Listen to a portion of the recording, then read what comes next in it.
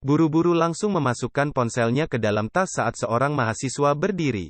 Dia takut ada yang tidak sengaja membaca isi pesannya. Walaupun tanpa memberi nama pemilik nomor, Alisa tahu siapa pengirimnya. Alisa Gumara, gadis cantik dengan polesan makeup natural, juga bibir pink alami tanpa lipstik terlihat mengangkat kepalanya sedikit.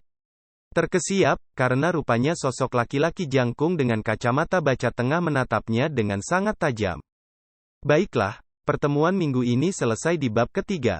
Besok saya adakan kuis. Bagi yang nilainya tidak sesuai, jangan harap bisa mengikuti kelas tambahan bersama saya. Apa bisa dimengerti? Bisa, Pak, sahutan hampir keseluruhan, terutama para mahasiswi yang cenderung mencari muka. Kecuali Alisa, dia diam dengan bibir terkatup rapat akan tetapi, tangan di atas pangkuannya saling menggenggam. Ayo, ajak seseorang yang bernama Alona. Teman sejawatnya yang juga pejuang beasiswa. Lo duluan aja. Gue mau ke perpustakaan. Lo nggak makan? Sudah jam 10.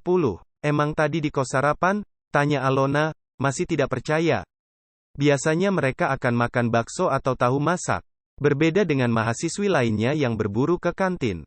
Maka, lain cerita Alisa dan Alona yang lebih memilih jajan di luar kampus, sebab harganya relatif lebih murah dan tentunya mengenyangkan perut. Gue sarapan, kebetulan ada beberapa buku yang harus gue pinjam. Lo ke warung sendiri nggak masalah kan?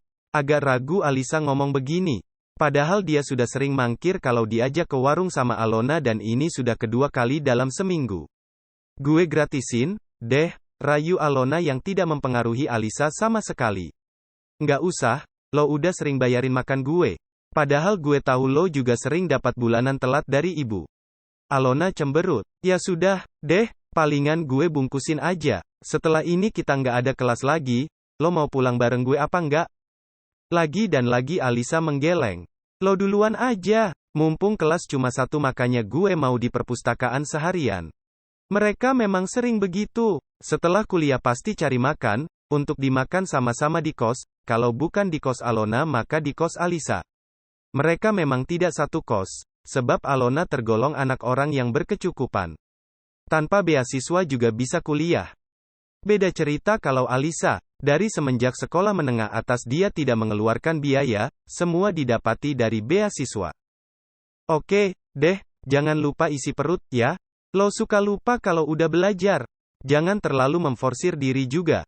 Tubuh lo butuh rehat, Kalau butuh jemputan kabari gue aja. Iya, lo hati-hati bawa motornya. Jangan sampai nyusruk lagi, nanti ibu potong bulanan lagi. Alisa terkekeh mendengar umpatan Alona yang sudah tidak asing lagi. Begitu menoleh ke belakang, hanya ada beberapa orang saja, termasuk dirinya. Buru-buru menyampirkan tote bag di pundaknya. Alisa langsung membalas pesan perintah yang belum sempat terbalas. Bukan tanpa alasan, hanya saja upaya ini biasa mereka lakukan. Saling memberikan kabar dengan tujuan supaya tidak kepergok. Liam, lirih Alisa membaca papan nama di atas pintu yang ada di depannya. Dia gugup, padahal bukan pertama kalinya masuk ke dalam. Namun, tetap saja overthinking setiap kali disuruh datang. Entah apa lagi yang akan terjadi di dalam sana. Suara berat itu membuat bulu kuduk Alisa berdiri. Dia mengusap lengannya yang terbuka karena model pakaian dress berlengan pendek. Kardigan miliknya tertinggal di motor Alona tadi pagi. Dan gue membuat masalah dengan ini, gumam gadis itu. Harusnya gue ambil dulu, namun, apalah daya. Kenapa kamu berdiri saja di depan pintu? Apa suara saya kurang keras? Maaf, Pak, katanya, dengan kepala menunduk. Laki-laki itu menghela napas. Masuk. Siapa yang menyuruhmu duduk di kursi?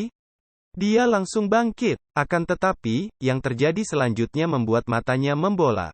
Tubuhnya melekat dengan tubuh laki-laki itu. Aroma badan yang bercampur parfum membuat Alisa tidak tahu diri mengendusnya. Meletakkan pipinya bersandar di dada bidang itu. Alisa menurut, melingkarkan lengan kecil tanpa lemak miliknya di pinggang laki-laki itu.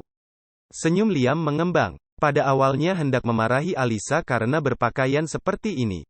Namun, melihat sang mahasiswi tidak fokus membuat Liam kasihan. Kamu kenapa, banyak pikiran, mau belanja? Tawar Liam berkata lirih, seduktif.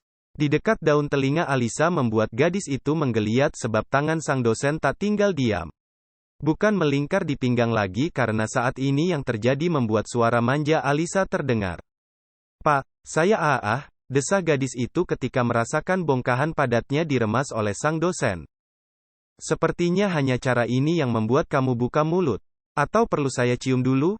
Dia paham, bukan cuma sebatas ciuman saja, pasti ada plus-plus yang bikin dia nggak bisa menolak ajakannya. "Kamu tahu alasan saya menyuruhmu ke sini?" "Tidak, Pak," jawab Alisa kalem, polos. Matanya mengerjap, bibir pink alami yang mengerucut. "Saya akan dihukum, Pak." "Ya, tentu saja," Liam menyeringai, melepaskan paksa tubuh Alisa yang memeluknya.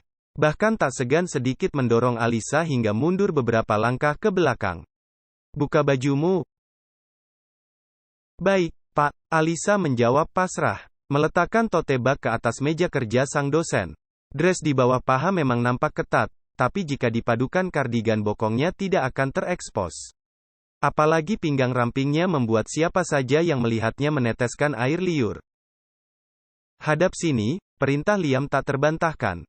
Alisa yang pada mulanya membelakangi Liam sontak dibuat terkejut karena suara Liam yang tegas. Dia berbalik badan, wajahnya memerah karena secara terang-terangan mata Liam memandang badannya yang hanya tertutup pada area terlarangnya saja. Liam mendekat, tangannya meraih gundukan kembar milik Alisa lalu meremasnya dengan kuat, bahkan tidak peduli dengan pekikan gadis itu. "Pak," lirih Alisa, tapi tak ada usaha karena dia membiarkan Liam melakukan apapun. Tak mau makin dihukum oleh laki-laki itu. Mungkin jika mahasiswi lain mengetahui tindakan bejat dosen mereka, nama Liam akan langsung tercoreng. Sialnya Alisa tidak memiliki keberanian untuk buka suara. Dia tunduk di bawah perintah Liam. Alisa menurut, hendak membuka pengait bra. Namun, tangannya dicekal. "Saya yang akan buka." Alisa pikir hanya sebatas membuka. Namun, siapa sangka sepanjang tangan itu membuka bibir Liam bergerilya di punggungnya yang mulus. Belum lagi tangan kirinya sudah menjalar ke bawah. Alisa masih mengeratkan kedua pahanya sebab rasa perih 2 hari yang lalu masih terasa. Akan tetapi, Liam tak bisa dihentikan. Dia menarik paksa kedua kaki Alisa, meninggalkan gundukan yang sedang diremasnya.